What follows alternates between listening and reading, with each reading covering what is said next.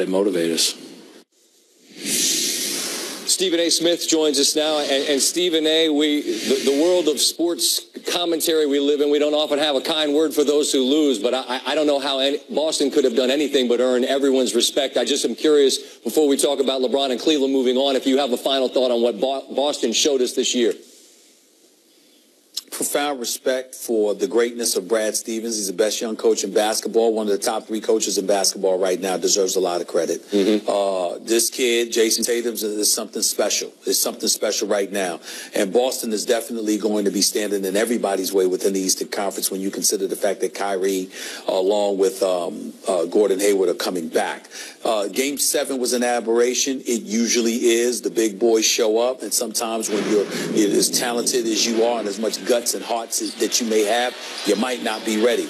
Terry Rozier has been somebody that's been incredibly impressive throughout this postseason. He shot 2 of 14 tonight, 0 for 10 from three-point range. Pulled the John Starks. You look at Marcus Smart. We know how tough he is, tough as nails. Okay, he shot 1 for 10 from the field, 0 for 4 from three-point range. That's 3 for 24 shooting from these guys, and 0 for 14 from three-point range. It doesn't get much worse than that, and that's certainly not something that you were counting on coming into a Game 7 the way that Boston had looked in games 1, 2, and 5 in Boston. So you look at them and you recognize that they're just special coaching, special athletes, special young Lions, and you know they've got a superstar that'll be on the court with them next year in Kyrie Irving. The sky's the limit. I'm with you. And special doesn't begin to describe LeBron James. And, man, you've been at this for many years, and you've spent many mornings having conversations about what he is and where he fits in the grand scheme. And what does this add? And this is just a fun note, Stephen A. He played all the minutes in this game.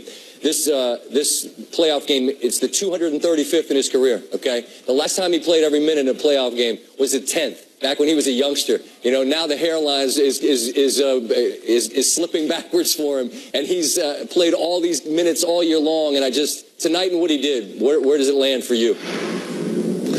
Well, first things first. It's most important to point this out, Scott Van Pelt. I, of all people, am in no position to talk about somebody's hairline. Let's just get that out the way right now. I can't talk about anybody's hairline, okay? Obviously. Having said all of that, that's right. Having said all of that, I got to tell you, you know what? He's number 2 on Mount Rushmore in the sport of basketball in history. He's that great.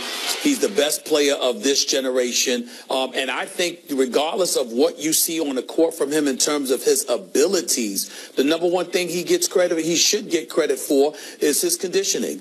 This guy is in phenomenal shape. He constantly brings it. It's a rare moment when you see him tired. It's back page news when he's tired, for crying out loud, because it's so rare that you see him looking exhausted. And if we owe him anything, when you talk about a testament to the great athletes, the great basketball players that we've been blessed to watch throughout history, the number one attribute we always have to give them, Scott, is that they never cheat us. That somehow, some way, they're the marquee, they're the headline. You know they are, they know they are. And every time you go to the arena, they just don't let you down.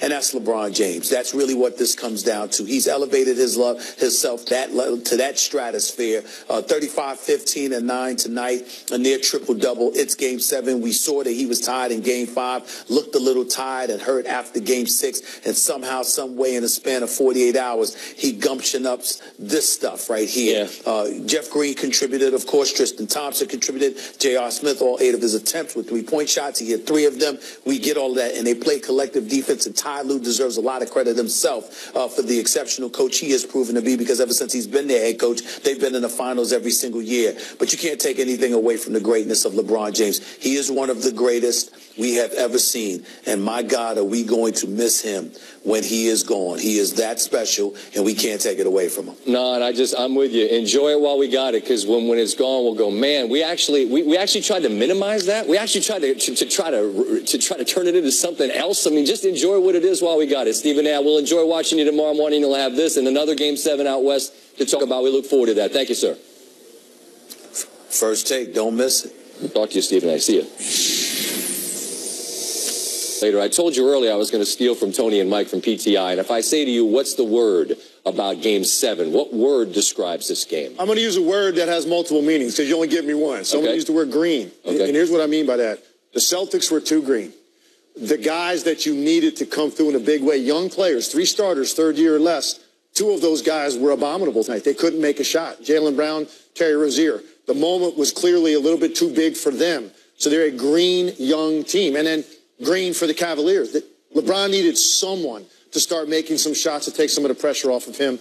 Jeff Green stepped up in an enormous way to make some corner threes. JR had a pretty good second half as well. So for me, LeBron needed 2 guys to play well, and the Celtics had to have 2 key guys, not be abominable. They didn't get that because 2 of their main guys were really bad tonight, and it hurt them offensively. And you and I had I beg your pardon for jumping on you. You and I had a conversation before this game started tonight, and I said, I just presume that LeBron will go for 40, 10 and 10 because that's what he does. And in the end, he goes for 35, 15, and 9. Yeah. So the amazing thing is that by his standards, this is average to almost even slightly below what was anticipated, which just speaks to how unfair the expectations are. But what did he, in your eyes, deliver? Well, nothing he's done at this point surprises me. He's gone from a guy early in his career and early in his postseason runs that we sort of doubted, and you waited for that moment where maybe he wouldn't come through, to a guy that now you expect what you saw tonight. Right. Now, you knew LeBron was going to be great. Everybody else was a wild card. I totally agree. How are guys going to play? You kind of knew what you were going to get out of him, and you got that. And for me, it came down to the quality of your possessions when it mattered were so much greater for the Cavaliers because they have LeBron James. For the Celtics, still trying to figure this out and not having an elite scorer like a Kyrie Irving in that moment, you had some young guys trying to figure this out on the fly. The quality of their possessions the last 8 minutes of the game were just not good enough to win this game. LeBron controlled the game physically. That's what he does night in, night out. Never in a bigger moment than on the road in Game 7. Yeah, and we'll take a deeper dive with you a little bit later. And for now, I want to welcome in Mark Jackson, who we've enjoyed on the call throughout. And Mark, as you were watching this game, Tim Legler was just mentioning how the young guys from Boston, I mean, clearly they fell in love with the 3 and they just couldn't make those shots. Did you find yourself surprised at how reliant Boston chose to be on the 3, particularly as the game got really tight late? I thought at times they played like a young, inexperienced team. Finally, you could see how much they missed Kyrie Irving's ability to make plays, get into the paint, and score at the hoop.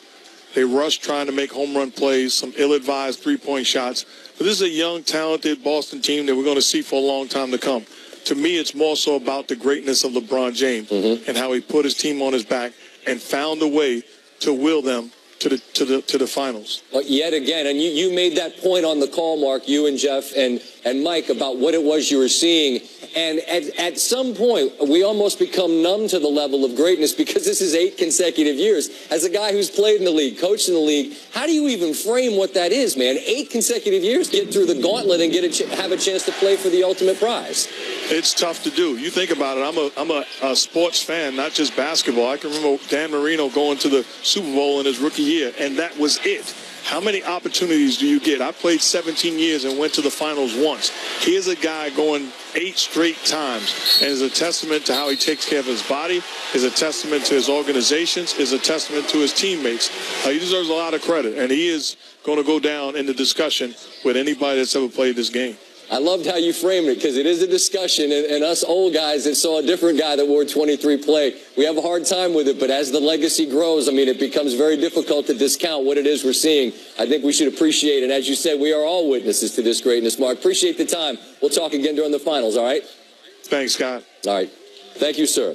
We welcome in now Paul Pierce. And, Paul, I get to you the same way I've gotten to you throughout. You've lived this both as a Celtic and as a guy who's tried to deal with LeBron James. You were in the building. What, if anything, surprised you about what you saw tonight? Well, it wasn't much surprise. You know, LeBron was going to come in here and play great. The surprising thing is the role players. You know, Jeff Green filling in for Kevin Love came out here and really gave him a big lift. J.R. Smith hit some big shots. Tristan Thompson was solid. And that's all LeBron ever needs is a couple of guys to step up because you know he's going to be remarkable. And what he's done is nothing short of spectacular. Getting back to the NBA Finals with this group, he lost his partner in crime, Kevin Love, another all-star, and to come in here in Game 7 in Boston, where Boston hasn't lost a game, is nothing short of remarkable. Brown, Rozier, and Smart combined go 3 for 26 from 3 in this game. Those young guys were spectacular throughout this playoff run. Paul, when they take inventory of this game and how reliant they got on that 3, what will they learn about what happened and where it went wrong? Well, they really rushed those possessions. You know, they fell in love with the 3. I think it all happened especially when they got down. I think they just relied on the 3 too much. They rushed some shots. And it's just something they have to learn from. You know, LeBron pretty much controlled the game in the fourth quarter. They have to learn to get quality possessions. There was a stretch where Jason Tatum, he got the dunk, he got the 3-point, and then he doesn't touch the ball for another couple minutes. And then when he does, it's a turnover. So, you know, this is an experience these young guys have to learn from.